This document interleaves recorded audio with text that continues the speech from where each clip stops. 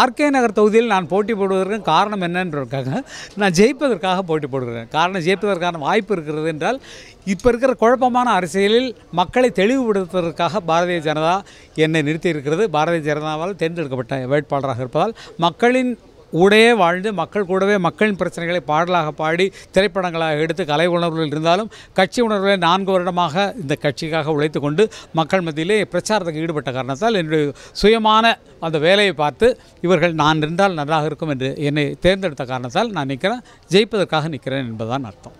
பொதுவாக மக்கள் விரோத சக்தி என்னென்ன இருக்கிறதோ அத்தனை பேருக்கும் எதிராக இருக்கும், ஒன்றுக்காக மட்டும் இருக்காது. அந்த சரித்திரம் இதில் மாறும். பொதுவாக ஆளும் கட்சி தான் வெற்றி பெறும் என்று கேட்கிறார்கள். நிச்சயமாக அந்த சரித்திரம் இதில் மாறும். அரசியல் வேறு, தொழில் வேறு சார். இப்போ நீங்கள் வந்து வேறு நிருபராக இருக்கீங்க, ஓட்டு போடும்போது யாருக்கு போடுறீங்கன்னு நான் கேட்க முடியுமா?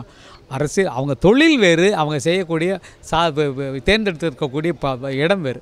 இப்போ அரசியல் சினிமாவிலேருந்து நான் அரசியலுக்கு வந்திருக்கேன்னு சொன்னால் அரசியல் இந்த காலத்தில் இந்த வயசில் மக்களுக்கு சேவை செய்துவிட்டு போக வேண்டும் என்று நினைக்கிற காரணத்தால் தான் அரசியலுக்கு வந்திருக்கோம். அது நிறைய பெரிய அரை மணி நேரம் நான் டிவியில் வந்து பேசிட்டு அது பிரச்சனை இல்லை.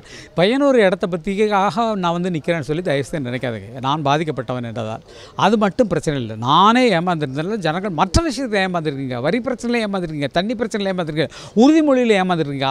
அத்தனை ஏமாற்றங்களும் இந்த ஆட்சியால் வந்திருக்கிறது என்பதை தோல்வித்து காட்டத்தான் நான் நின்றிருக்கிறேன்.